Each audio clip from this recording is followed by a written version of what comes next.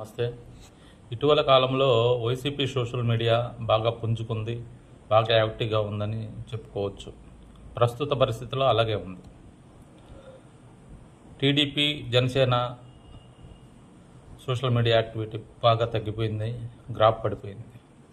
దీనికి కారణం వైసీపీ వాళ్ళు గతంలో ఉన్న నిర్లక్ష్యాన్ని వదిలేసి యాక్టివ్ అవ్వటం ఒకటి. టీడీపీ వచ్చేసి ఎలాగూ మనం అధికారంలో ఉన్నాం కాబట్టి మనకేం కాదులే అనే నిర్లక్ష్యం. ఇంకా జనసేన విషయానికి వస్తే టీడీపీకి